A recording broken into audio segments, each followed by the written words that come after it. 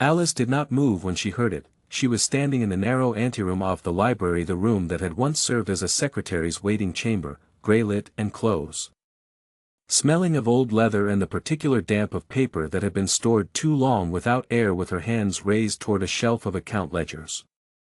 The door between the anteroom and the library was not fully closed. She had left it that way herself. Because the anteroom had no window and the light from the library helped her read the spines, she had not meant to hear anything. She had simply forgotten, again, that she was there. The terms of the estate management going forward. Wentworth, the solicitor. Precise as a bill of sale. He came to Haversham Hall on the first Tuesday of every month, always with a leather case. Always with the careful manner of a man who had learned that powerful clients preferred their news in complete sentences. Now that the marital condition of the will has been satisfied, we can confirm the inheritance structure for the secondary holdings. Yes. Charlotte's voice. She had spent a year learning to recognize it before any other sound in a room. The way you learn a sound you are always half listening for. What do you need from me? It was not a question. It never quite was, simply a confirmation of the Duchess' role in estate decisions. Should the question arise formally. A brief pause. The length of a man setting down a pen. My wife is a practical solution to my father's condition, Charles said. She causes no trouble. And she requires nothing. That is the arrangement. Wentworth said something in response. Alice did not hear what it was. Practical solution had come through the gap in the door and occupied the anteroom entirely. And she was standing with her hands still raised and her eyes on the ledger spines and her body very still. The way a body goes still when it is deciding whether what it has just received is the kind it can absorb quietly or the kind that will require more from it than it has. She absorbed it. She put it where she put everything else, down, and in. And covered, her hands found the ledger she had come for. She took it from the shelf. She carried it to the small desk in the corner and opened it to the page she needed and began to work. Because the work was what she had come for and the work did not require her to have heard anything at all, she had come to Haversham Hall 14 months ago, in the first week of October, in a carriage that smelled of new leather because Charles had sent a new one, and she had thought, briefly, that perhaps this meant something. She had brought 4 trunks, her mother's shawl folded on top of the smallest one. And the particular quality of hopefulness that belongs to a person who has been given a thing they wanted but cannot yet determine whether the wanting and the having are the same. They were not the same. She understood this within the first month. With the precise and unsentimental understanding of a woman who has been poor enough to know the difference between a gift and a transaction. Charles was not unkind. He was not cruel in any of the ways she had known cruelty to present itself: the raised voice, the open contempt, the small and systematic humiliations that her father had occasionally visited upon her mother when the money was short and the season was long. Charles did none of these things. He provided for her material comfort with the thoroughness of a man executing a legal obligation, which was, she had come to understand, precisely what he believed himself to be doing. He asked her each morning if she had slept well. She told him she had. He told her the same. They ate their meals with a clockwork politeness that had the texture of a language both of them spoke fluently but neither had ever been taught. She had spent the first months telling herself it would become something else. That the silence between them was not absence but patience, and that patience, given enough of it, could be converted into something warmer. She had spent the second months telling herself less. The third month she had mostly stopped telling herself things and simply continued, because continuing was what was available, but there was one thing she had held on to. In the part of herself she did not examine very often. One piece of evidence she had returned to in the way you return to a small warmth when larger warmths are unavailable: the morning of her mother's funeral, 14 months ago. Charles had ridden into Greywick 4 hours from London. A journey he had no practical obligation to make for the burial of a washerwoman who had worked the Haversham laundry for 30 years. She had been sitting on the low wall outside the churchyard with 3 of the village children around her, using a stick to scratch letters into the wet earth. Because the children had come to watch the procession and she had needed somewhere to put her hands. He had ridden past and he had stopped. Not for long.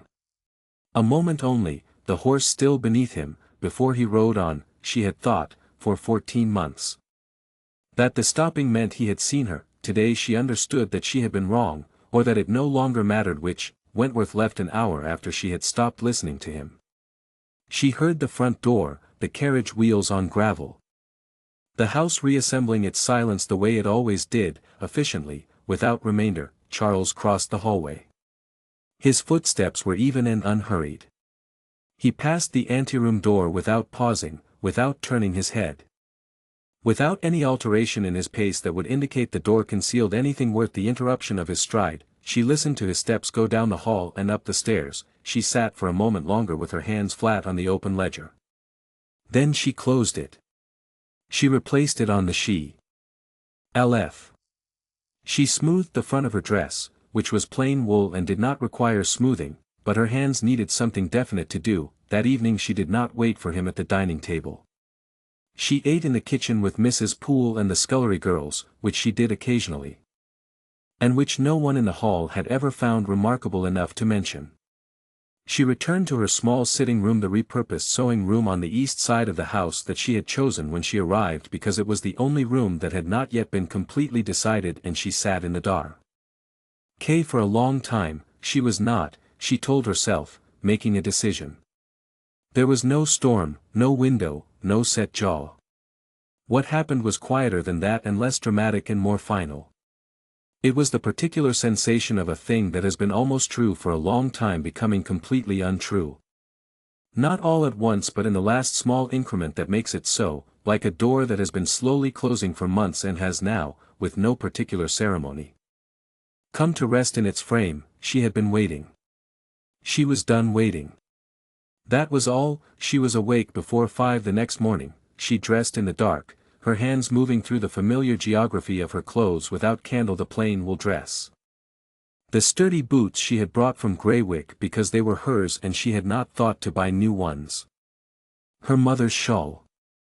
She went out through the kitchen entrance while the house was still in its preparatory silences, and she walked the 2 miles to Greywick in the grey pre-dawn without seeing anyone, the fields on either side still dark at ground level, the sky above beginning its slow negotiation with light. The old weaving shed sat at the eastern boundary of the Haversham estate where the lane bent toward the tenant plots, its stone walls holding their ground against 11 years of vacancy with the quiet stubbornness of structures that have been used and cannot quite unknow it. She had thought of it during the night. She had thought of it in the specific way of someone who has been carrying a problem and has just found the shape of a tool that might address it. The door had swollen in its frame. She put her shoulder to it and it opened. Inside, 4 collapsed looms in the far corner, their frames tilted with the quality of exhaustion. Old crates. A broken bench. A drift of dead leaves that had blown in through a gap in the east wall and accumulated over years into something that looked, in the early light, almost intentional. She stood in the doorway for a moment, taking a full accounting. The walls were sound. The roof had holes, visible even in the low light, but the rafters looked solid enough in most places. The flagstone floor, where it showed through the leaf drift, was level and intact. She found a piece of broken beam near the door that was solid enough to use, and she began moving the leaves into a pile, working from the edges toward the center, slowly. In the cold, she had been at it for perhaps 20 minutes when she heard a sound from beyond the east wall, and then the creak of the shed side gate, and then footsteps. An old woman appeared in the doorway that connected to the small lean-to on the shed's south side, a woman of perhaps 70. With a face that had the quality of long exposure to weather, wearing a shawl that had once been blue. She looked at Alice for a moment without speaking. That I thought the foxes had got in again, the old woman said. No. Alice continued moving leaves. I'm sorry to have disturbed you. The old woman considered this. You're the one from the hall. It was not a question. Yes. Another pause. What are you doing? Alice stopped and looked at the pile she had made, and then at the room around her, and then at the old woman. I want to teach children to read and write, she said. I thought this might do for a schoolroom. The old woman was silent for a moment. Her eyes moved over the collapsed looms, the broken bench, The places where the roof had let in enough weather to stain the walls that I used to work in here. She said. Before they closed it. 31 years I worked in here. She paused. I always wanted my children to learn their letters. The older two didn't. The youngest one I don't know. She went to Manchester. She said this last part the way people say the names of places they have never been and do know. Expect to go, which are far enough away to function as a kind of ending. Alice looked at her. Alice, she said. The old woman seemed briefly surprised to have been introduced to by a first name. Then something in her expression shifted. Holt. She said. Ellen Holt. Mrs. Holt. Alice held out the piece of beam. Would you like to help me start on this corner? The old woman took the beam without another word and went to the corner nearest the door and began. The dining room at Haversham Hall had a fireplace that smoked when the wind came from the east, a set of portraits going back 4 generations on the south wall. And a table long enough that 2 people sitting at opposite ends of it were functionally in different rooms. Charles sat at the head with the Morning Post arranged to his left and his tea cooling untouched to his right. Alice took her usual place 3 seats down. Which was closer to him than the full length of the table would have required, a choice she had made in the first week without examining why that he was reading when she sat down. He was always reading when she sat down. Good morning, she said. Good morning. He turned a page. Did you sleep well? Quite well, thank you. He made a brief notation in the margin of whatever he was reading and moved to the next document. She poured her own tea and took bread from under the cloth in the center of the table. The morning was overcast. The light without direction or warmth, beside his correspondence, at the far edge of the table near his left hand, she could see the corner of the survey maps his land agent had delivered the previous week. She had seen them briefly when they arrived, large paper, detailed. The Haversham estate parceled into numbered sections with the methodical indifference of a document that does not concern itself with what is inside the lines it draws. She had seen, on the index page, that the parcels under discussion for enclosure in Lord Hargrove's proposal included the eastern boundary land, the eastern boundary where the old weaving shed stood. She looked at the maps and then looked at her bread. Will you need the carriage this afternoon? Charles asked. Without looking up. No, she said. Thank you. He nodded in the way that indicated he had registered her answer and filed it. He had gone back to his document before the nod was finished. She drank her tea. The clock marked the half-hour. She excused herself, folded her napkin, and left the room. Behind her she heard the sound of a page turning. She did not look back at the maps. She knew where they were. She knew what was on them. She had known since last night, lying awake before 5 in the morning with the particular clarity that comes in the hours before dawn, that if Hargrove's enclosure proposal went through in its current form, the weaving shed would be absorbed into the new boundary, and the ground she had spent an hour clearing that morning would become, in the language of those survey documents, a numbered parcel in a reorganized estate quarter. She walked down the hall toward the side entrance. She had a great deal of work to do. The leaves took most of the morning. Alice worked from the edges inward, methodically, the way she had learned to do most things without urgency. Without the kind of efficiency that sacrifices thoroughness. One section at a time until the section was done. Mrs. Holt worked beside her in the particular silence of a person who has decided that a stranger is acceptable company and does not feel the need to perform conversation to confirm it. Alice found this restful. Most silences she had inhabited over the past 14 months had the quality of statements. The silence at the dining table. The silence in the drawing room when Charles was reading and she was not reading, and neither of them acknowledged the asymmetry. Those silences said things. Mrs. Holt's silence simply occupied its space. By mid-morning they had cleared most of the floor. The flagstones were uneven in places, and 2 near the far wall had cracked through, but the majority were sound gray and cold and solid underfoot, the kind of floor that had been made to be stood on and had not forgotten how. It'll need a new door on the north side, Mrs. Holt said, not looking up from the crate she was dragging toward the wall. The hinge is gone. And the roof above the east corner wants patching before the winter rain. I know. Alice looked up at the hole in question. Through it she could see a rectangle of pale sky. "Do you know anyone in Greywick who does RO? Of work, my nephew. He's slow but he doesn't take shortcuts." Mrs. Holt set the crate down with a sound of finality. "Hell want paying, I'll pay him. Mrs. Holt looked at her for a moment. The look was not skeptical exactly, but it was assessing. The particular look of a person who has lived long enough to know that people from large houses often say things in the morning that have changed by afternoon. Alice looked back at her steadily. "All right," Mrs. Holt said. And went back to the crates. They worked until the light indicated noon. When Alice finally stopped and stood in the center of the cleared floor and looked at what the morning had produced, the shed was still a ruin by any reasonable standard. The collapsed looms remained. The roof still had its hole. The walls showed their 11 years of neglect in watermarks and crumbling mortar at the corners, but the floor was clear. And the light that came through the south-facing windows 40F them, intact, which she had not fully registered until the room was cleared enough to let it in, lay in long pale rectangles across the flagstones and reached almost to the far wall. It would do. That was all she needed it to do. It would do. She said goodbye to Mrs. Holt at the gate. Mrs. Holt said she would send her nephew the following morning. They did not make any other arrangement, because none was needed. Alice walked the 2 miles back to the hall in the thin October noon. And the walk had a quality she could not have given precise language to, not happiness, which felt too large and too requiring of an object, but something more modest and more durable.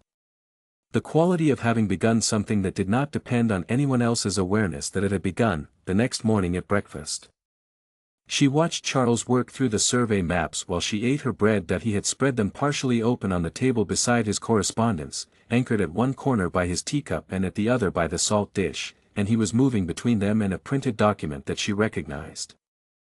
From the heading she could read at her angle, as Hargrove's formal enclosure proposal. His pen moved occasionally, marking something she couldn't see. His face held the expression it held when he was working, not blank exactly, but closed. All its processing turned inward. She had read the index page of those maps on the day they arrived, before they had been put in the library. She had a clear enough memory of the numbered parcels along the eastern boundary. Parcel 14 through parcel 19. 6 sections. The old weaving shed sat in parcel 16. She did not say anything about this. She was not certain what she could say, or to whom. She was not, as Stevens the butler had made clear in her second week, a person whose instructions regarding estate matters could be actioned without the Duke's confirmation. She was not a person whose observations about estate documents had been solicited. She was a person who slept well every morning when asked, thanked him for the carriage she did not use, and left the room while he was still reading. She excused herself at the quarter hour. She had promised Mrs. Holt's nephew she would be at the shed by 8 to show him the roof. Charles did not look up. The shed's transformation did not happen quickly. And Alice did not want it to. She had learned, in the first year of her marriage, to be suspicious of things that happen quickly inside large houses. The new curtains that appeared in the drawing room one morning without discussion. The seating arrangement at dinner that shifted when guests came and shifted back when they left. The ways in which a house that belonged to Samian else could rearrange itself around you so thoroughly that you could spend months believing you lived inside it without ever having decided anything about its shape. The shed was hers to decide. She understood this with a clarity that had nothing rational about it and that she did not attempt to justify. The estate owned the structure. But she was the one who had come at 5 in the morning and moved the leaves, and that meant something she did not have a legal term for but recognized as real. Mrs.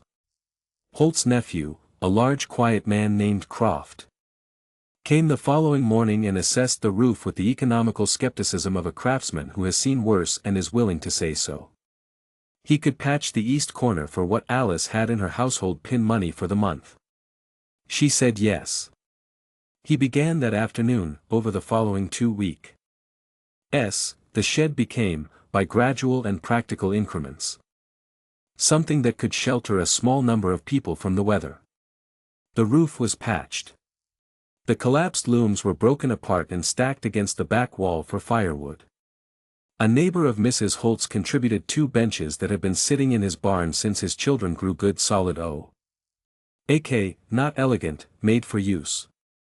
Alice used the remaining pin money to buy chalk and a small slate board from the stationer in Greywick, and she borrowed 4 books from the hall's library, choosing the ones with the simplest typeface and taking them without asking. Because she had found that the library, like the anteroom, was a room that no one entered when she was in it. And so whatever she removed from it passed without record, she sent word through Mrs. Holt to the families in the eastern tenant plots. 6 families with children between 4 and 12 years old. She did not phrase it as an invitation from the Duchess. She phrased it as a message from Alice. There is a school opening in the old weaving shed on Monday mornings. If you have children who would like to learn their letters and numbers, they are welcome. On the first Monday, 4 children came. She had prepared for 6 and been willing to accept 2. She taught them for 3 hours. Using the chalk and the slate board and the backs of old delivery papers she had saved from the kitchen. At the end of the 3 hours she gave each child a piece of chalk to take home. The oldest one, a girl of 11 named Ruth, held her piece of chalk in her closed fist the whole walk home. Which Alice observed from the shed doorway until she was out of sight. The following Monday, 7 children came. Ruth had brought her younger brother. And one of the other children had evidently told the family in the next plot. Alice said nothing about any of this at dinner. She said nothing about it in the morning. It had not been asked about, and she had not been in the habit of offering things that had not been asked for. She had tried that in the first months, and the attempts had produced in her the particular exhaustion of someone who keeps passing through a door and finding on the other side not a different room, but the same corridor. Slightly colder, this was different. This did not require him to know about it for it to be real. It was real without him. That was the fact she was still getting used to. On a Wednesday in the 3rd week of November. Alice went to find Stevens about the kitchen accounts. She had been watching the supply records for 2 months, in the methodical way she had watched everything that passed through her hands since Shed arrived, not looking for anything specific, simply attending. Because attending was what she had to offer, and what she had to offer was the only currency she controlled. What she had found, gradually, was a pattern. The quantity of bread and broth sent to the eastern tenant families each Friday had been declining since August. In small enough increments that no single week's reduction would have been remarkable, but which accumulated into a reduction of nearly a third. Stevens kept the accounts himself. In a ledger he maintained in the small office beside the back staircase. She knocked on the open door at 10 in the morning and he rose immediately, which was itself a kind of answer. He had not expected her, but he was not surprised to see her. Mrs. Stevens, she said. And then corrected herself without pausing. Stevens. I'd like to look at the supply accounts for the eastern plots. Of course, Your Grace. He reached for the ledger and placed it on the desk facing her. And she read the relevant pages while he stood at a respectful distance and did not quite watch her. The numbers confirmed what she had observed. She looked up. The Friday provisions for the eastern families have reduced by roughly a third since August. She said. I'd like to understand why. Stevens was quiet for a moment. He was a man who had managed Haversham Hall for 19 years, under Charles' father and then under Charles, and he had the quality of all people who have served the same house for a long time. A thorough familiarity with where the floor was solid and where it might give, and a carefully maintained neutrality about the difference. The estate operating budget was revised in July, Your Grace. He said. His Grace authorized a reduction in discretionary household expenditure. The tenant provisions fall under that line that I see. Alice looked at the ledger again.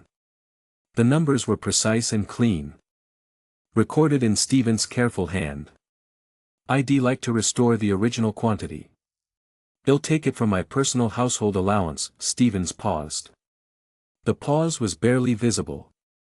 The kind produced by a man who has processed something he has not been asked to process and is deciding whether to show the work. The household allowance is managed separately from the estate account, he said. Carefully.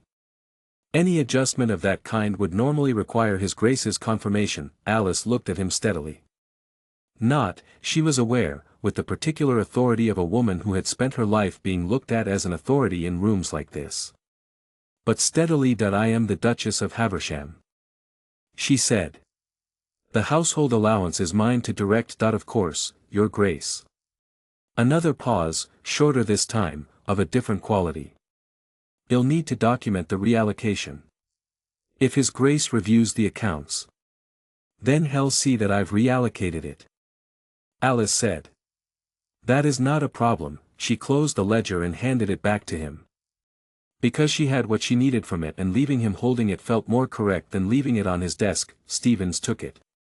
He looked at her for a moment with the expression of a man reassessing something he thought he had finished assessing, and then he said, "I'll make the adjustment for this Friday, Your Grace," and that was the end of it. She walked back down the hall toward the east staircase.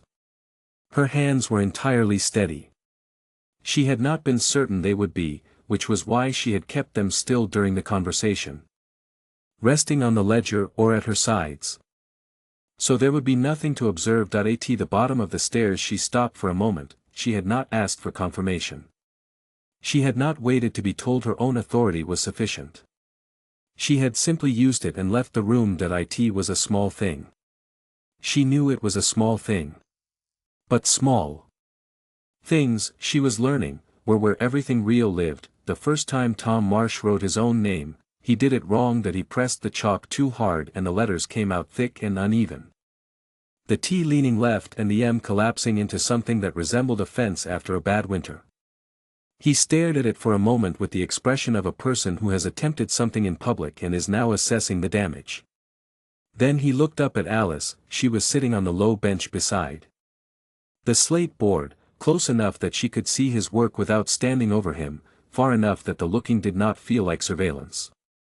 She had learned this distance in the third week. Some of the children, Ruth, especially, and the two Briggs boys from the southernmost plot, worked better when she was not adjacent to them. Tom was different. Tom liked proximity. He was 7 years old and small for it, and he had the quality of a person who has not yet decided whether the world is safe and is continuously gathering evidence. The M, she said. "Show me how you're holding the chalk." That he held it up. He was gripping it in his fist, which was how all of them had started, which was how she had started. Years ago on her mother's kitchen floor with a piece of coal and the back of an old flour sack, like this. She took her own piece of chalk and held it between her first 2 fingers and thumb, loosely. So the motion came from the whole hand and not just the locked grip of the knuckles. Try it that way. Not tight. You're not holding it against a wind. He rearranged his fingers with the fierce concentration of someone performing surgery. Then he looked at the board, and at his letters. And made the M again. It was better. Not correct. The 2 humps were uneven and the whole thing sloped slightly downward to the right as though it were tired, but better in the specific way of a thing that has been done by someone who has understood the principle. Even if the execution has not yet followed, Alice did not say good or well done or any of the things she had heard said to children in a tone that made the words mean I am finished paying attention to you now. She said, "There. That's the shape of it. Now the rest." That he wrote the rest of his name, Tom Marsh, in large uneven capital letters that took up most of the lower half of the board, and when he was finished he looked at it for a long time without saying anything. She waited. "That's me," he said. Finally. Not a question. Something closer to the tone of a person confirming a remarkable fact. "That's you," Alice said. That he looked at the letters for another moment. Then he looked up at her.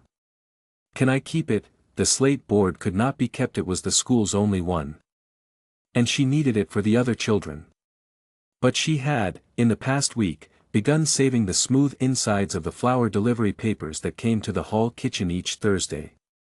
Folding them and carrying them to the shed in her coat pocket against exactly this kind of occasion. She reached into her pocket and took out one of the folded papers and a short piece of chalk, one of the ones she had cut deliberately to be small enough for a child's pocket, and she wrote Tom Marsh on the paper in her own hand, cleanly and without flourish, and then she turned the paper over and handed it to him. "Write it on the back," she said. "Same as you did on the board." He took the paper with both hands. "The way you take something breakable." He pressed it flat on the bench beside him and wrote his name underneath hers. his letters larger and less even but unmistakably the same shapes, unmistakably the same word. Then he picked up the paper and looked at the two versions of his name. One above the other. Yours is neater, he said. I've had longer. Alice said that he folded the paper in half and put it in the pocket of his jacket, pressing it flat with his palm as though to be certain it was there. He did this twice. Then he picked up his chalk again and asked her to show him the letter the children left at noon. Ruth went first, as she always did, with the particular efficiency of an eldest child who has learned that being on time is a form of authority. The others followed in ones and twos, calling things back to each other down the lane in the unself-conscious loudness of children who have been required to be quiet for 3 hours and are correcting for it. Tom was the last to leave. At the door he stopped and turned back. Miss Alice, he said. Tomorrow can we do numbers? Monday, she said. We only meet on Mondays. That he considered this. That's a long time. That it comes around quickly, she said. That he appeared to accept this as provisional. He turned and went down the path at a run, which was how he went everywhere. As though stillness were a condition he visited only under duress, she stood in the shed doorway and watched until he turned the corner at the hedge. Then she went back inside and cleaned the slate board and straightened the benches and did the small closing work that ended each Monday. And when she was finished she stood in the center of the cleared floor for a moment in the afternoon quiet. Miss Alice, that he had called her that since the second week, when she had told the children they could call her Alice, and he had produced, apparently through some internal negotiation she hadn't witnessed, the compromise of Miss Alice. The respect had been told you gave to teachers, attached to the name Shed said was hers. She had not corrected it. She had found she did not want to correct it. In 14 months at Haversham Hall she had been called Your Grace by the staff, the Duchess by Wentworth, Charles's wife once by a woman at the Hargrove dinner who had not been speaking to her but had been speaking in her direction, and you by her husband with a frequency and a neutrality that made the word feel less like an address and more like a designation. The way you might say the window or the door. It is there, it is what it is, it serves its function. She had not been called Alice by anyone in this county except Mrs. Holt, who used it with the blunt practicality of a woman who had decided early on that titles were for people with more time than she had. And now Tom, who used it because she had offered it and because to a 7-year-old the fact that she was a duchess was considerably less interesting than the fact that she knew how to make letters. She put on her coat and wound her mother's shawl over it against the November cold. She was halfway down the lane when she realized her right hand was moving. She looked down at it. Her index finger was tracing something against her palm, the motion small and almost involuntary. And it took her a moment to identify what it was spelling. A-L-I-C-E. She stopped walking. She stood in the lane with the bare fields on either side and the flat gray sky above, and she let her finger finish what it had started. Then she put her hand in her pocket, where it rested against the extra pieces of chalk she hadn't needed today. She walked the rest of the way home with her hand in her pocket and her fingers still. Owen Price arrived at the shed on a Tuesday, which surprised her because she had not told anyone to expect him. He was perhaps 25, with the slightly wind-worn look of a man who spent more of his working day outdoors than in, and he was carrying, in addition to the small case that marked him as a clergyman, a book that she recognized from its cover as a primer, the same edition she had been using for Ruth and the 2 older children in the group. He stopped in the shed doorway and looked at the room, the benches, the slate board, the flower papers pinned at one side where she had been posting the children's best practice letters, the morning light coming straight through the 4 south windows and lying in long strips across the flagstones. That he had the expression of a man who came prepared for one thing and has found another. Dunamar Price, Alice said. She was sorting through the week's work papers at the bench nearest the window. She did not stand, because the work was in a particular order and she did not want to lose it. Did someone send you, or did you come yourself? Both, he said. The parish is nominally responsible for oversight of any educational provision in the district. When I heard there was a school operating on the Haversham estate I came to make a record of it. He stepped inside, looking at the flower papers on the wall. I did not expect to find this. What did you expect? He thought about it, which she appreciated. He did not reach for the polite answer. I expected something smaller. He said. And more tentative, she looked at the papers on the wall. 14 weeks of Monday mornings. 41 pieces of flower paper covered in letters and numbers in 12 different handwritings. Ranging from Ruth's increasingly confident cursive to the experimental marks of the youngest Briggs boy, who was 4 and who was mostly attending because his mother had nowhere else to put him but who had, in the past 2 weeks, developed a specific passion for the letter O. Which he produced in enormous quantities on every available surface. It started small, she said. It became what it needed to be. He came further into the room and looked at the papers more closely. He was quiet for a moment. Reading them. She went back to her sorting and let him look. The Marsh boy, he said. Tom. He's one of yours. He is. He stopped me in the lane last week to show me his name written on a paper. Owen turned to look at her. He held it out with both hands. Like a document, Alice kept her eyes on the papers she was sorting. Because the thing that moved in her chest when he said this was something she did not particularly want to show to a stranger. He's been practicing. She said that. I could see that. Owen set his own book down on the bench across from her. I brought this because I thought you might not have a second primer. I see you've managed without one. I would not say no to a second primer. Then it's yours. He sat down. Not across the bench from her but at the end of the same bench, which was closer than convention required and which he appeared entirely unaware of, as though proximity were a consideration he only remembered to observe when reminded. I don't want to disrupt what you're doing. He said. The parish oversight requirement is a formality. The vestry doesn't have the resources to run anything additional in this district. But I'd like to come, if you'll have me. I could take the older children for mathematics on alternating weeks. If that would be useful. I'm better at mathematics than I am at letters. Alice looked at him. He was direct in the way of people who have decided that directness is more efficient than its alternative. And who are right about this and slightly surprised when others disagree. She had met very few people who talked this way. Why? She said that. He looked briefly puzzled. Why mathematics, or why alternating weeks? Why do you want to come? He considered it. Outside. The wind moved through the gap in the north door that Croft had not yet properly fixed, and the sound of it filled the pause in a way that would have been uncomfortable with a different person, because it's useful. He said. Because Ruth is going to outgrow what one teacher can give her within the year and she deserves not to be limited by that.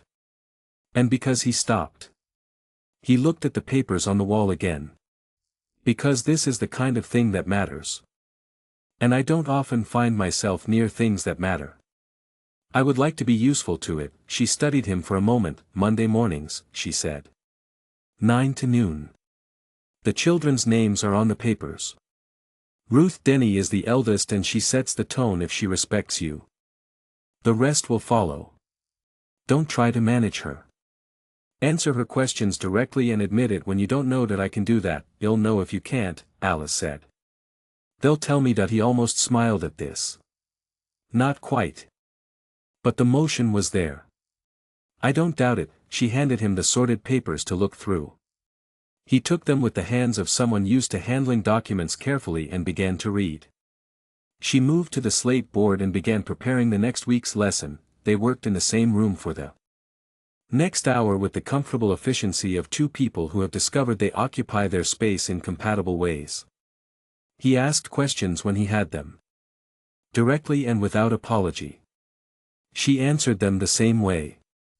At one point he referred to her as Alice in the middle of a sentence about the Marsh children's reading level and then stopped, registering the informality. I should call you.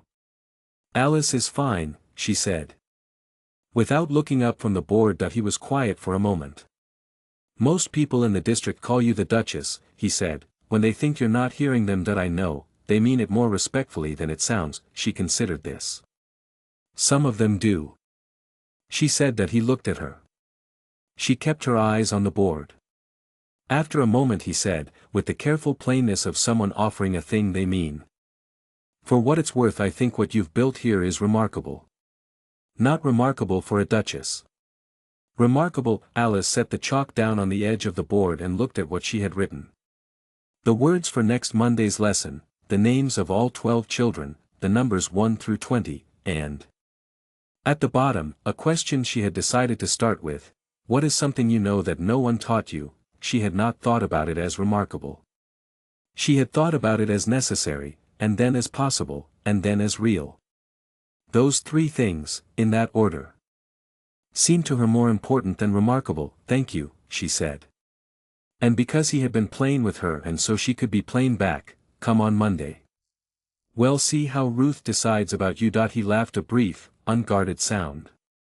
That is genuinely frightening, he said. Good. Alice said. That means you understand the situation. Charles did not intend to ride the eastern boundary that afternoon. He had ridden it twice already that week, both times with Wentworth and the land agent. Both times with the survey maps folded in his coat and Hargrove's enclosure proposal occupying the part of his mind that was not occupied with keeping his horse on the frozen track. He knew the eastern boundary. He had known it since he was 12 years old, and his father had put him on a horse and taken him around the full perimeter of the estate in a single day, not speaking except to name things. That is the marsh plot, that is the old mill, that is where the east wall failed in 1793 and was rebuilt wrong, as though the naming were a form of transfer.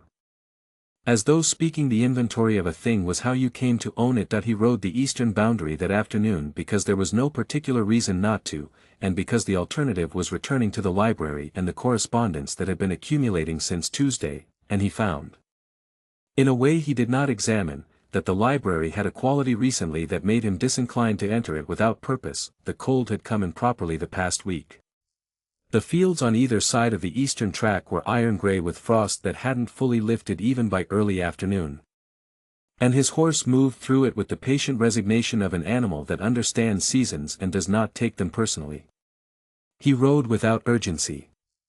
The account books could wait an hour. He heard the shed before he saw it, children's voices first, the particular pitch of children occupied with something, not the shrieking register of play but a focused, intermittent sound, questions and responses. The sound of people working at something together. He did not immediately identify it as coming from the shed because he had not thought of the shed as a place where sound originated. In his accounting of the estate, the eastern shed was a line item, vacant structure, eastern parcel 16. Maintenance deferred.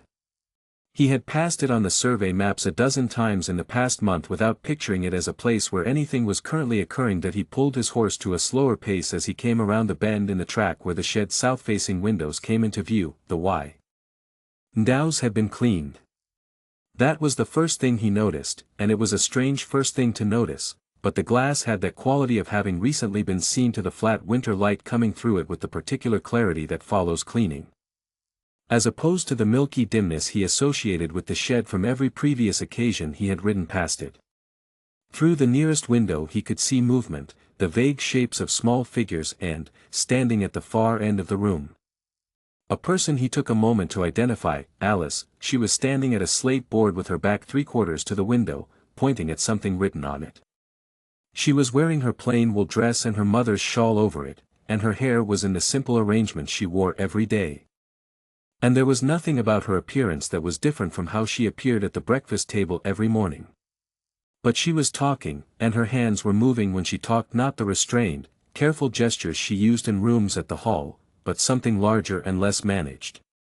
Her whole arm indicating something on the board, her body turned to include the children in the direction she was pointing. Charles slowed his horse to a stop. He could not hear what she was saying through the glass. He could see the children's faces turned toward her. 7 or 8 of them on the benches, and he could see the particular quality of attention that is different from the attention produced by authority or obligation. This was the attention of people who are interested, who have arrived somewhere they chose to be. He had not known she was doing this. The thought arrived without accusation, simply as a fact, and he sat with it in the way he sat with most facts, steadily assessing. He had not known she was doing this. He had known she left the hall in the mornings. Mrs. Poole had mentioned it once, and he had registered it and moved to the next item. He had known she walked to Greywick.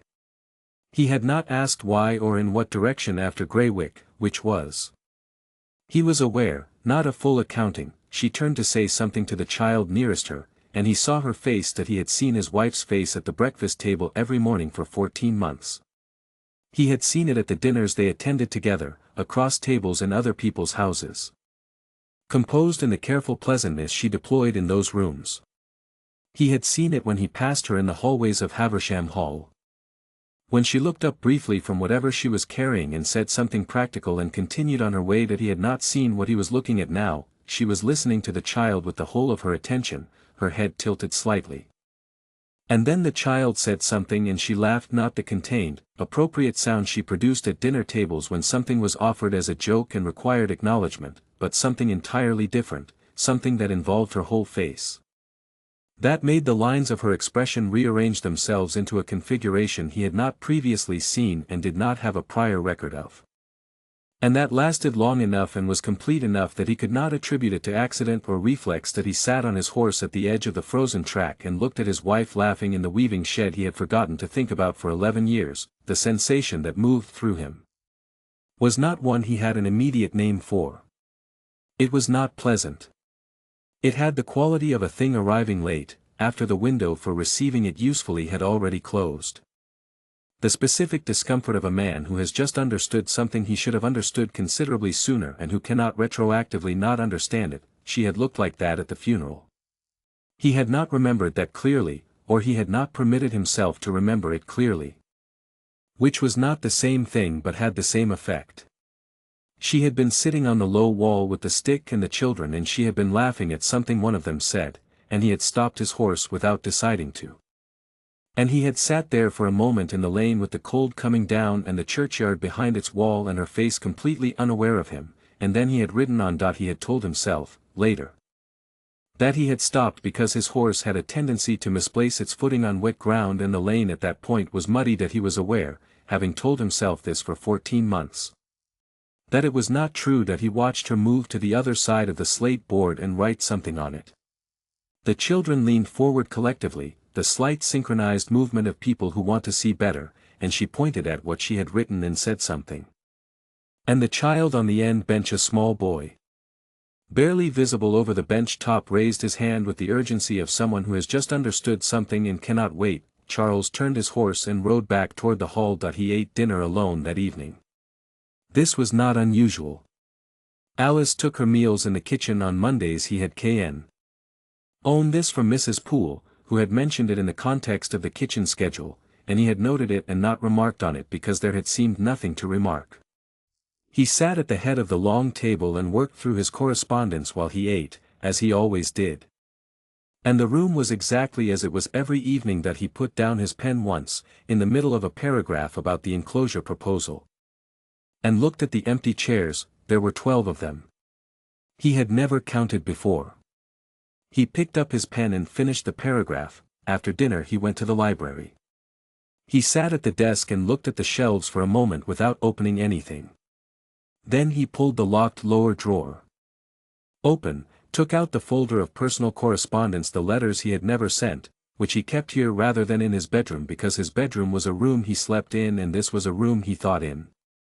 And the distinction mattered, and he looked at the folder for a moment without opening it either. He put it back. He locked the drawer. He sat at the desk for another few minutes in the quiet of the library, and the quiet had, tonight, a different quality than it usually did. Not empty. He was accustomed to the library's silence being a working silence, the kind that helps you think. Tonight it was the kind that notices what is not in it. He had work to do. He had always had work to do. And the work had always been sufficient reason to return to the desk and the pen and the documents and the reliable solidity of things that could be managed. He returned to them now. He was in the library until past midnight. And the enclosure response he produced by the time he locked up was thorough and well constructed and addressed every legal point. Wentworth had flagged that he did not sleep well. He did not, in general, examine why. Lord Hargrove came to dinner on a Friday in early December with his wife and his solicitor, which was one more guest than a dinner invitation usually produced, and which told Charles, who had been receiving Hargrove's social calls for 3 years and had learned to read them the way you read tide charts, that the visit had a secondary purpose beyond the stated one. Alice sat across from Hargrove's wife at the near end of the table. Charles sat at the head. Hargrove solicitor.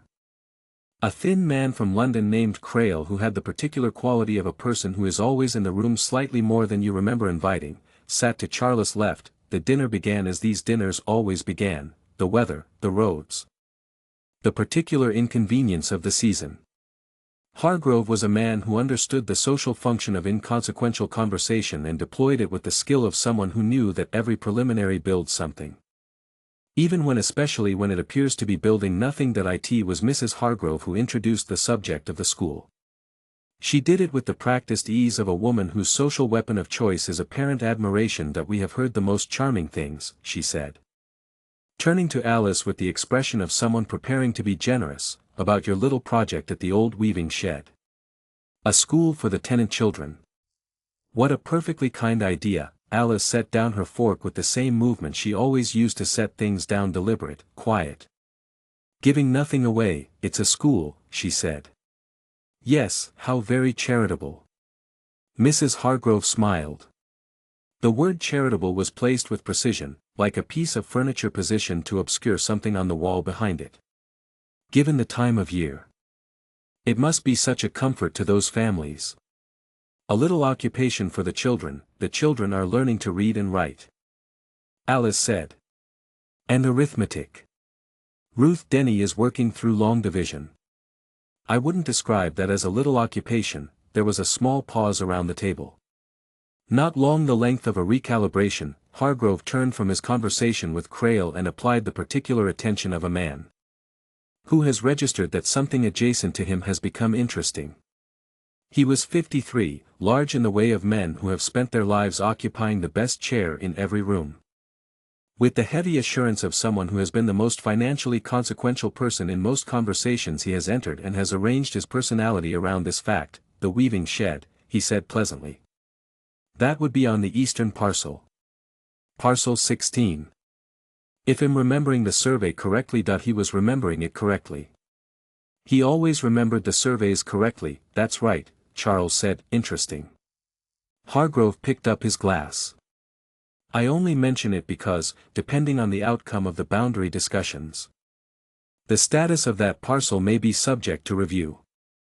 Under the enclosure proposal, the eastern boundary would shift slightly, and structures of that kind vacant, you understand, or nominally so, would need to be assessed. He said nominally vacant with the gentlest possible emphasis, looking at Alice as he said it. And then looked away again as though he had not been looking at her at all. The table was quiet. Alice had lifted her wine glass and was looking at the middle distance past Hargrove's left shoulder. Her face was arranged in the composed pleasantness she wore in rooms like this.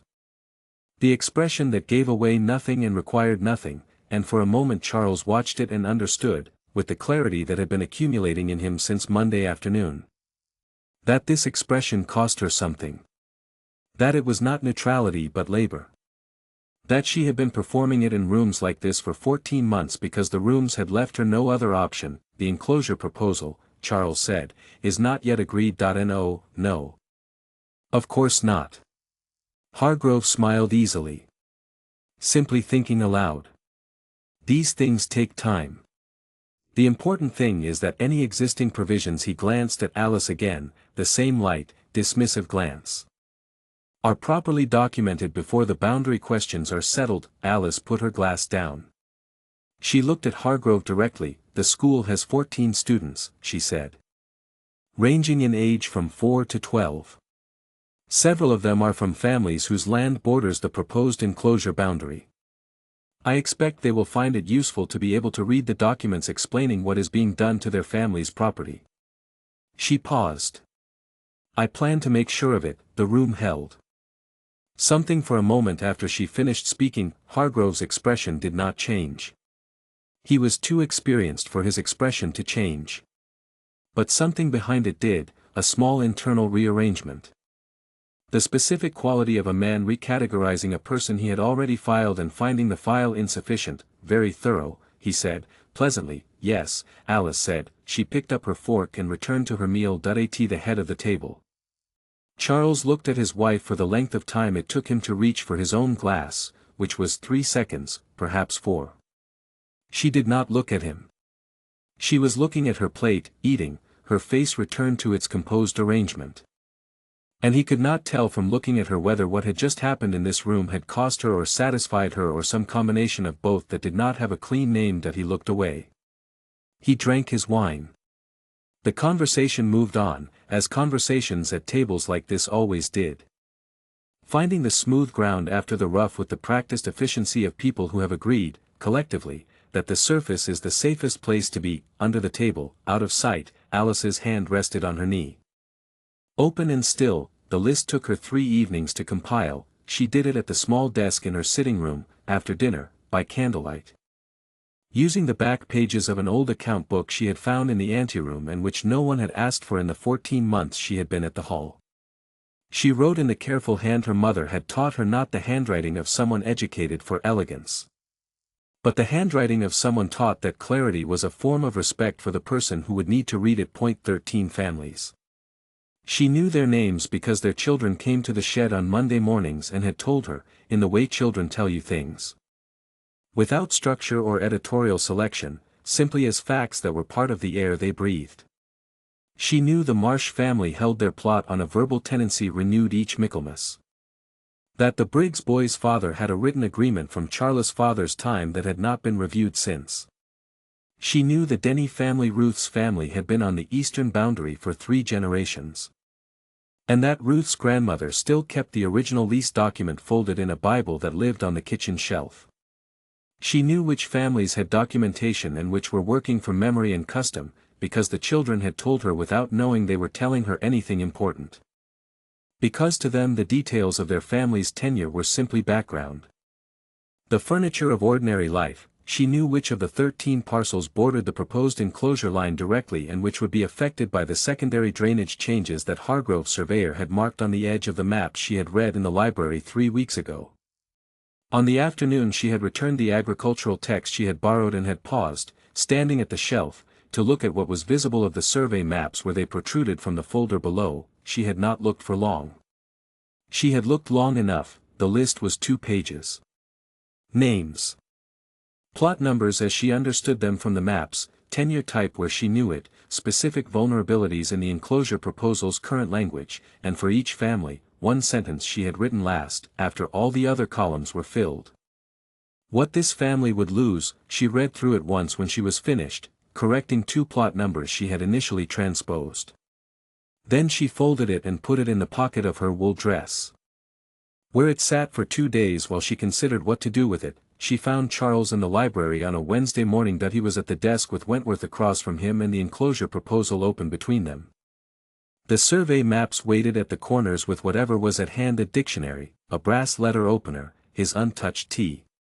Wentworth was talking in the careful, layered way he talked when he was explaining something he expected to be asked to explain again.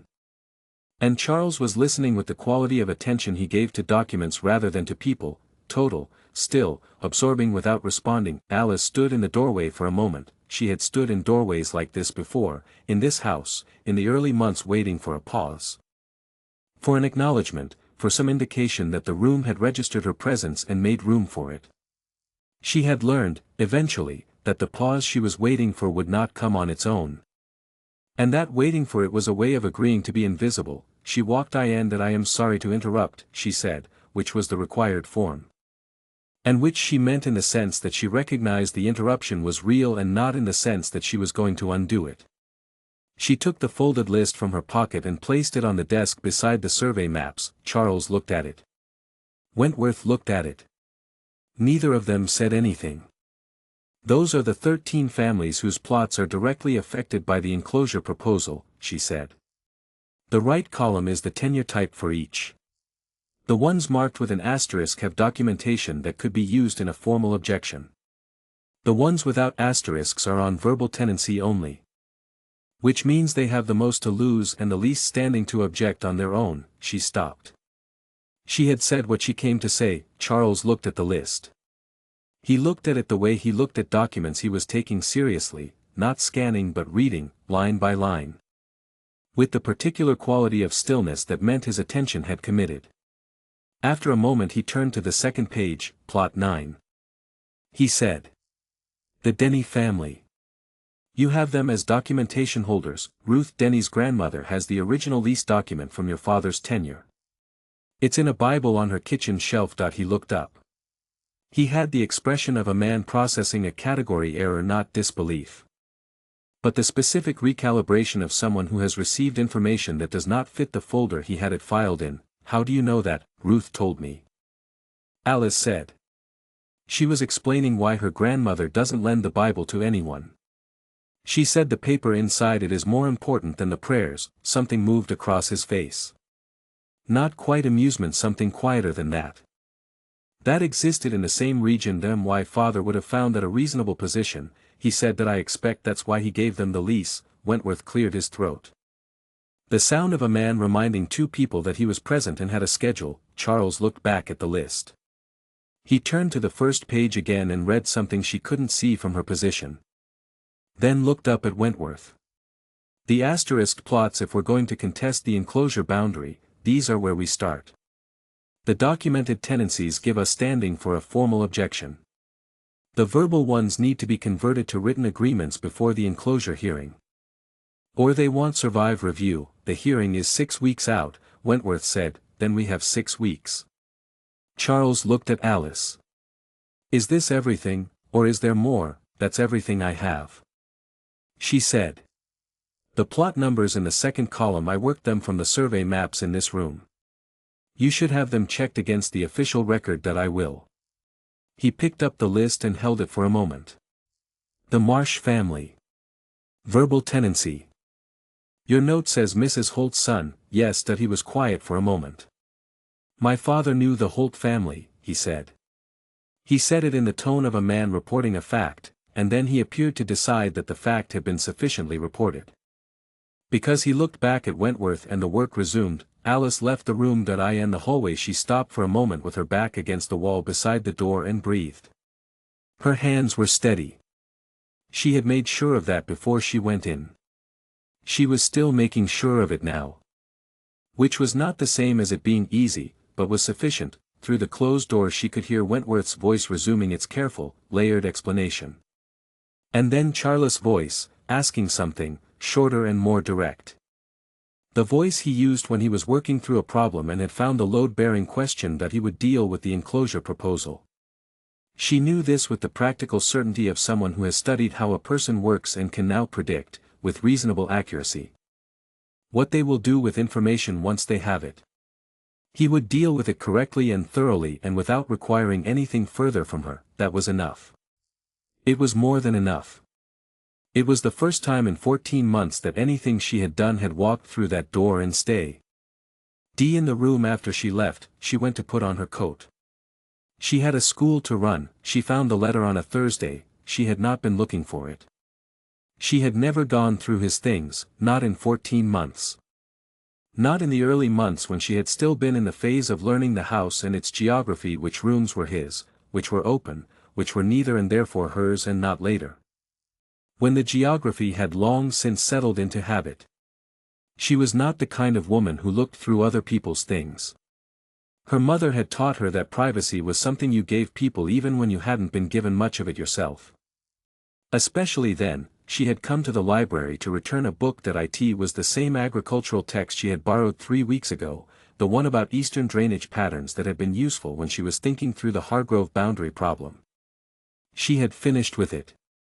And it belonged in the library, and she brought it back on a Thursday afternoon when the hall was quiet and Charles was riding the northern quarter and Wentworth was not expected until next week. She found the shelf where the book belonged without difficulty. She slid it into place. In doing so, she dislodged something from the space beside it, a folder that had been resting at an angle, leaning against the neighboring volume, and which shifted and fell when the book went in beside it.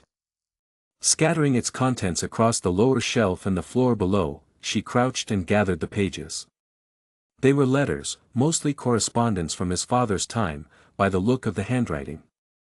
The paper yellowed at the edges in the way of documents that had been stored without being consulted. She stacked them and returned them to the folder. At the bottom of the pile was an envelope that was different from the others. The paper was newer. The handwriting on the front was Charles. She Recognized it from the margin notations on the survey maps, the particular way he formed his capital letters, precise and slightly compressed, as though conserving space even when space was not limited. The envelope was not sealed. It had never been sealed. She saw the flap was folded in but not adhered, the fold still sharp in the way of something that had been closed and reopened more than once. On the front, in his handwriting, one word. Father.no address. No date visible from the outside. She stood with it in her hands for a moment. She was not going to open it. It was not addressed to her, it was not a document of the household. It was a private letter, and the fact that it had fallen at her feet did not make it less private. She set it on the shelf beside the folder, straightened the folder, and turned to leave. She had her hand on the doorframe when she stopped. She stood there for a moment, her hand on the wood. Looking at the hallway. Father. In his handwriting. In a folder of his father's letters, which meant he had placed it there, among the correspondence of a dead man, which meant he had put it somewhere it would not be found but would not be destroyed. Which was a different thing from not wanting it to exist. She turned around and went back to the shelf and picked up the envelope and took out the letter. It was 3 pages, written in the same compressed hand as the envelope, dated the 14th of April.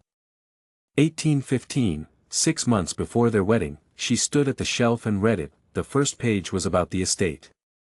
She read it quickly. The enclosure discussions were already underway then. Hargrove had been making overtures. There were concerns about the eastern drainage. Charles had been managing these problems from London, writing to a father who had been dead for 4 months when this letter was dated, which meant he had known the letter would not be received when he wrote it. Which meant the writing had served a different purpose than correspondence. She turned to the second page. I rode to Greywick today for the Holt burial. I had no particular reason to go. Mrs. Holt worked the laundry for 30 years, and by any accounting I had met my obligation with the letter I sent to her family and the provision I arranged through Stevens. I went anyway. I told myself it was the right thing to do. I am not certain this was the actual reason. She read that paragraph twice. There was a young woman on the wall outside the churchyard. I did not know her at first. I knew she was Bess Holt's daughter because I had been told she lived in Greywick, but I had not expected to see her there, and I did not expect what she was doing.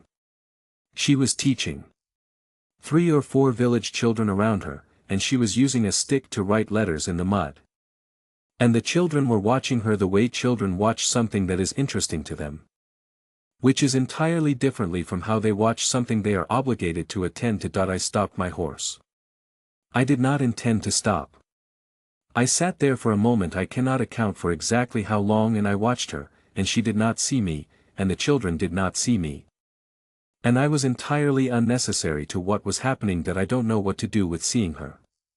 So am writing this to you instead. Alice looked up from the page. She looked at the shelf in front of her, which held the remaining folders of the estate correspondence, the agricultural texts, the legal digests her father-in-law had accumulated over 40 years of managing Haversham. She looked at the light in the room, which was the flat, honest light of a winter afternoon. The kind that shows everything without flattering anything. She turned to the third page. You always said that feeling was a liability. That a man who allowed himself to be moved by things was a man who could be managed. And that the first duty of someone in my position was to be unmanageable. I have spent 30 years understanding this as a principle and organizing myself around it, and I have found it, in general, to be correct. That I think it may not be entirely correct. Her name is Alice. I looked it up afterward, in the household employment records, because her mother's last name was Holt and I did not know her given name, and I found that I wanted to know it. Her name is Alice. And she was teaching children their letters on the day of her mother's funeral using a stick and a patch of mud, and I stopped my horse without deciding to, and I don't know what to do with any of this, so here it is, and here you are. And I expect you would tell me to put it away. That I am not sure I'm going to. The letter ends here because I don't know what comes after this. Perhaps nothing comes after this. Perhaps in a week I will read this back and find that it was a momentary confusion, the result of cold air and an empty road. And that I should have kept writing. That I don't think that's what he'll find. Alice folded the letter. She folded it along its original creases. The ones that had been made and remade until they were as precise as any surveyor's line on any map she had ever read. She put it back in the envelope.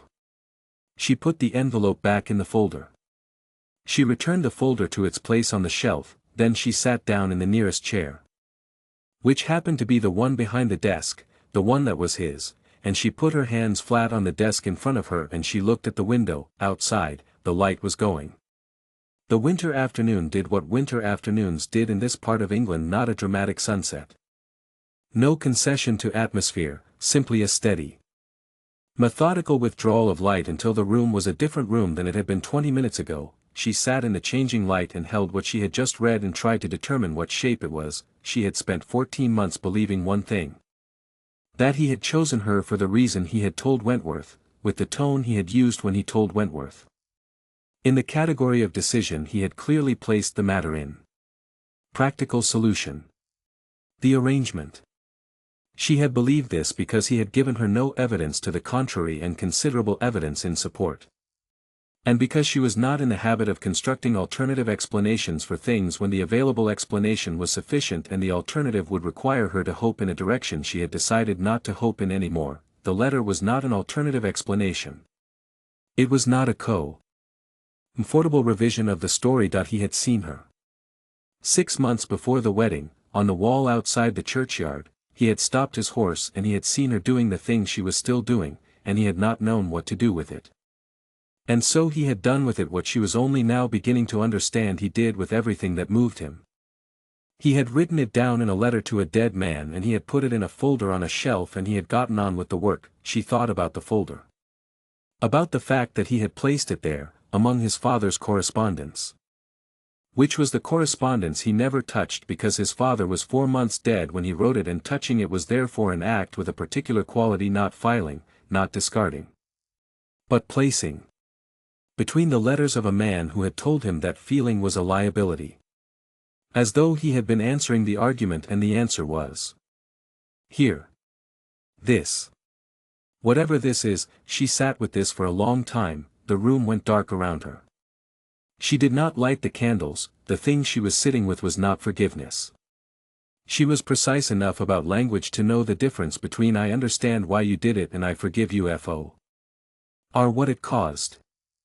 And the letter did not produce the second even as it illuminated the first. 3 years of "Did you sleep well and will you need the carriage?" 3 years of breakfast tables and the same 12 empty chairs. The anteroom. Practical solution. She causes no trouble, understanding why he had built the wall did not remove the wall.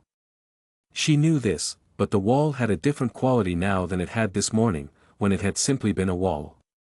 Now it was a wall with a letter on the other side of it. Placed there by a man who had needed somewhere to put the things he didn't know how to carry in the open, and the letter said, "Her name is Alice, and I stopped my horse without deciding to.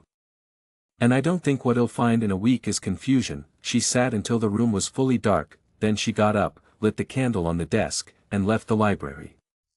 She put the candle back where it belonged. She went to her sitting room and sat in her chair. She did not take out her mother's shawl, which she sometimes did when she needed the specific comfort of something that had been touched by hands that had known her before she was anyone's. Practical solution. She sat with her hands in her lap and looked at the dark window and breathed, slowly, all the way through. The way her mother had taught her when she was small and the money was short and the season was long. She would talk to him in the morning. She was in the kitchen when he came downstairs. She had not planned to be in the kitchen specifically. She had come down before 5. As she had been doing since October, but this morning she had not put on her coat and boots and gone out the side door. She had stopped in the kitchen instead. Standing at the window with a cup of tea she had made herself because Mrs. Poole did not arrive until 6 and the kitchen was empty and the window faced east, and the east was where the light would come from when the light came. And she wanted to watch it arrive. She heard his footsteps on the stairs.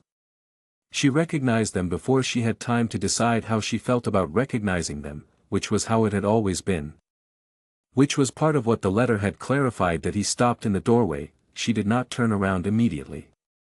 She looked at the window for another moment, the sky outside still dark, the faint beginning of gray at the horizon that preceded everything else, and then she turned. He was dressed. Which meant he had not come down by accident or in the disordered way of someone pulled from sleep by a sound. He had come down deliberately, in the same way she had come down deliberately. And the fact that they had both arrived in the kitchen before 5 in the morning without arranging it had the quality of something that had been inevitable for longer than either of them had acknowledged. That he looked at her. She looked at him. His face had the expression it wore when he was Minagi. In something the controlled, slightly compressed quality that she had spent 14 months reading as indifference and that she now understood was the face of a man applying the only tool he had reliably been given. Which was the tool of not showing the thing until he had determined whether showing it was safe. His father's tool. She could see it clearly now, the way you can see the shape of a thing once you know what made it. Sit down, she said. That he came in and sat at the kitchen table. Not the dining room. Not the library. The kitchen table, plain oak, no cloth, the surface marked with the small history of a working room. She brought her tea and sat across from him. I found the letter, she said. The one to your father. I wasn't looking for it. The folder fell. He was very still. I read it. She said. I want you to know that before anything else. I read it, and am telling you I read it, because I'm not going to pretend I didn't. The stillness continued for a moment. Then something in it changed, not visibly, not in any way she could have pointed to.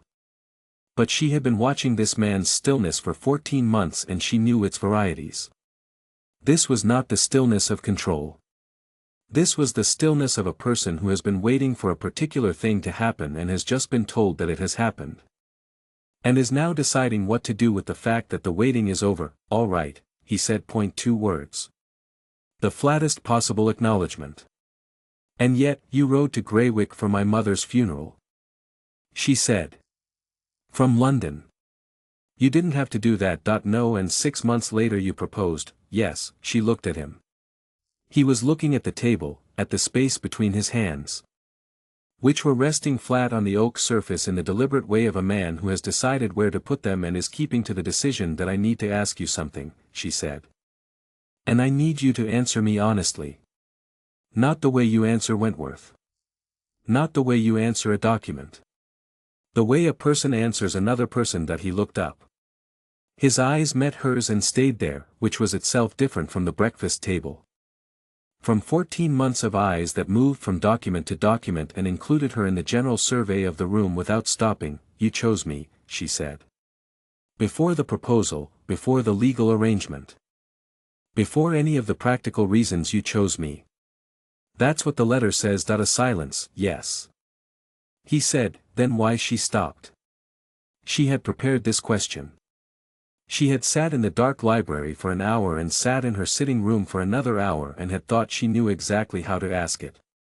Now the question was here and it was simpler than she had prepared for. Why did you treat me like a problem you had solved? The kitchen was very quiet. Outside the window the gray at the horizon had become something more, the first suggestion of color in the east. Still very pale, Charles looked at his hands. He was quiet for long enough that she began to think the question was one he would not answer, that the management instinct would reassert itself and the conversation would close before it had opened. And she would have to decide what to do with a question that had been asked and left in the room unanswered. Then he said, because I didn't know what else to do with you. She waited. I chose you, he said. In the way the letter describes. I don't know what to call it. I stopped on the road and I looked at you and something decided. Before I had consulted it. That was the problem, that was the problem. She repeated why father believed that any decision made before rational consultation was a decision that could be exploited. He was consistent about this. He modeled it without variation for 20 years. He paused. I left for the seminary when I was 16 partly to get away from it. And then I was pulled back at 18 to run the estate. And everything I had learned in 2 years in a different place, a place where feeling things was considered a form of attention rather than a weakness, I packed up and put away because the estate needed a duke and a duke needed to be unmanageable. He stopped. That is not an excuse, I know. She said, it's an explanation. You asked for honesty, and that is the honest answer. I know, she said again. I understand the difference. She looked at him across the kitchen table. In the growing morning light he looked, for the first time since she had known him. Like someone who was not performing the management of himself. He looked tired, and uncertain, and real in the way that people are real when they have stopped deciding how much of themselves is safe to show. The anteroom, she said. The day Wentworth came that he met her eyes that I was in there. She said. I heard everything. Something crossed his face. Not a flinch, he was too practiced for a flinch. But something in the order of one, the smallest possible version, the kind that happens below the level of choice that I know, he said. She stared at him. That I found out the following week. He said. Stevens mentioned that you had come to him about the kitchen accounts. He said you had been in the anteroom that afternoon, returning a ledger. He paused. I understood what that meant. You knew for 2 months, she said. That I had heard you, yes, and you said nothing. No, the silence between them had weight. She let it have weight. Outside, a bird started up somewhere in the frozen garden, a single repeated note.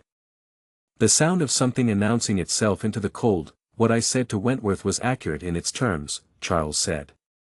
And completely wrong in what it meant. I have been aware of this for some time, since Monday.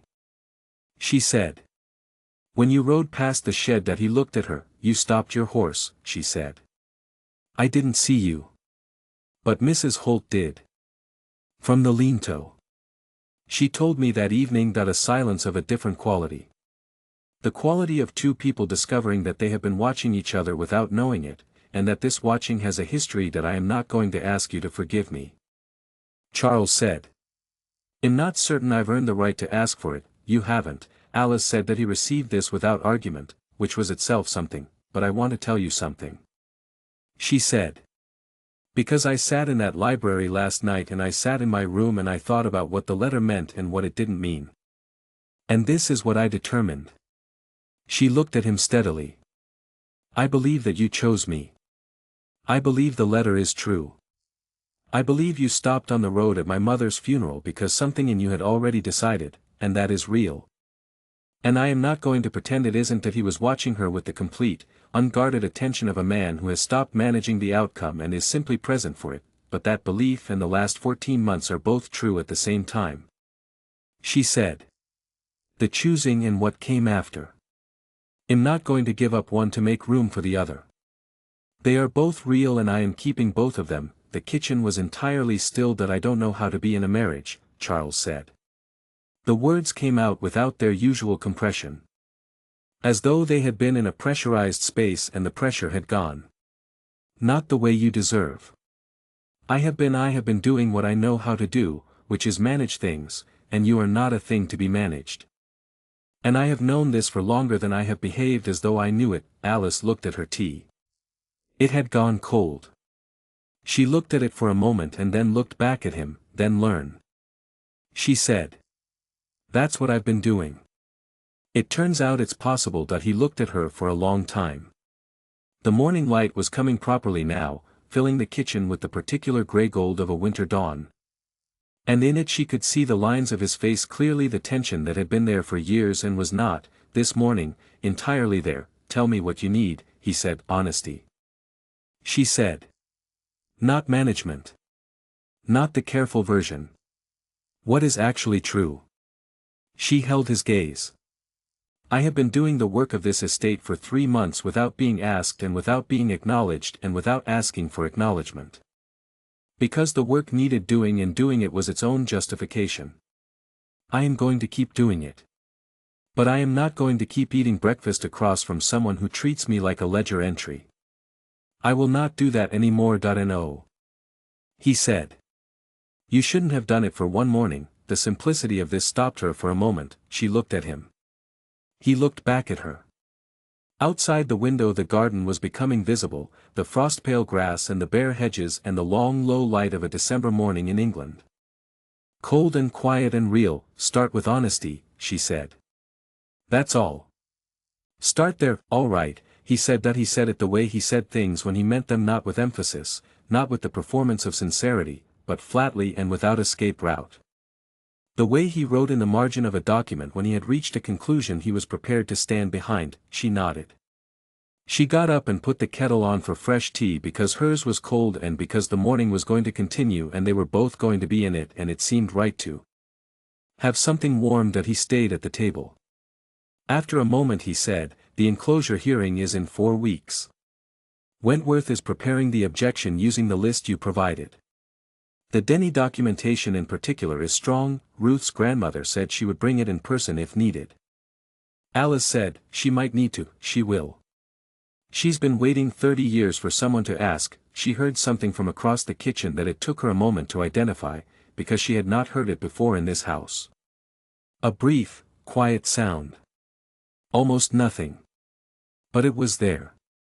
And it was real, and it was him. She kept her back to him and finished making the tea. She did not go back to the hall that night. That it was not a decision she made in advance. She had gone to the shed in the morning as she always did. And Owen had come at 9 with the primer and his mathematics notes. And the children had come at 9:15 with the noise and cold-reddened faces and varying degrees of enthusiasm for a Monday in December. She had taught for 3 hours. Owen had taken Ruth and the 2 eldest boys for arithmetic in the far corner while she worked with the younger children on their letters. At noon the children left, and she and Owen cleaned the slate board and straightened the benches, and she found she did not want to go back. That it was not about Charles. Or it was not only about Charles. It was about the shed itself. The particular quality of the light in the late afternoon when the south windows caught the low December sun and laid it in long strips across the cleared flagstones, and Mrs. Holt was in the lean-to next door doing something domestic and audible. And the smell of the room was chalk and wood and cold air. She had made this out of 11 years of vacancy and a morning's worth of dead leaves. Mrs. Holt appeared at the connecting door at 3 in the afternoon with a pot of something that turned out to be soup. And Alice ate it sitting on one of the benches with her coat on, and they talked about Croft and the roof repair he was planning for spring, and about the Briggs boy who had finally, that morning, produced a letter O of acceptable size rather than the enormous versions he had been rendering for 6 weeks, and about the quality of the light. "You're staying," Mrs. Holt said. "It was not a question, tonight," Alice said. "You'll go back in the morning." Mrs. Holt looked at her for a moment with the assessing steadiness she had brought to every observation she had made in the past 3 months. "There's a pallet in the lean-to," she said. "And a spare blanket, thank you. It's cold. I know." Mrs. Holt took the empty soup bowl and went back through the connecting door, and the shed settled into its afternoon quiet, and Alice sat on the bench in the low December light and let herself be entirely in the place she had built. Without apology and without explanation, for as long as the light lasted. Charles arrived the following morning. She heard the horse on the lane before she saw him, and she was standing in the shed doorway when he came through the gate, his breath clouding in the cold air. His horse's breath visible too, twin clouds dissipating into the frost-sharp morning. He tied the horse at the post and came toward her and stopped a few feet away. He looked at the shed. He had ridden past it many times. He had not come through the gate before. He looked at the 4 south windows, the repaired north door, the cleared ground in front of the entrance where she had been gradually leveling the path over the past month. He looked at the flower papers still visible through the nearest window, the children's letters pinned in a row. He looked at her. "You didn't come back," he said. No. He was quiet for a moment. He looked at the shed again, at the windows with their children's papers, and she watched him take it in, not the survey map version of parcel 16, but the actual place. With its actual light and its actual evidence of 3 months of Monday mornings. "I owe you an apology," he said. "I have been composing it since yesterday morning and I have not been able to make it adequate. So I am going to say it inadequately rather than not at all." He looked at her directly. "I reduced you. Consistently and over a long time and in ways I told myself were neutral but were not. I called you a practical solution to a man whose opinion I have been arguing with since I was 18 years old, and the fact that I did it in a room I thought you couldn't hear makes it worse, not better. Because it means it was what I actually thought and not a performance for an audience." He stopped. "I'm sorry. Not sorry that you found out. Sorry that it was true." The morning was very still around them. Somewhere in the frozen field beyond the shed's east wall a crow called once and was quiet, Ollie. Ce looked at her husband standing in the entrance to the shed she had built out of nothing while he wasn't watching. She thought about the letter. She thought about the 14 months. She thought about Mrs. Holt's soup and the low December light and Tom Marsh pressing his paper flat with both palms. To make sure it was real that I know, she said that he reached into his coat pocket and took out a folded paper. She recognized it immediately, the list she had given him 3 weeks ago, the 13 families. 2 pages in her own handwriting. He held it out to her, she took it. She looked at it, the enclosure objection was filed yesterday. He said. Wentworth presented it to the circuit. The asterisked families have all been contacted. The Denneys brought the lease document in this morning. Ruth's grandmother carried it herself, that I know. Alice said. Ruth told me. Something crossed his face. Of course she did. That he looked around the shed again. At the benches. At the slate board still showing the remnants of last Monday's lesson. The letters half erased and the question she had written at the bottom, what is something you know that no one taught you?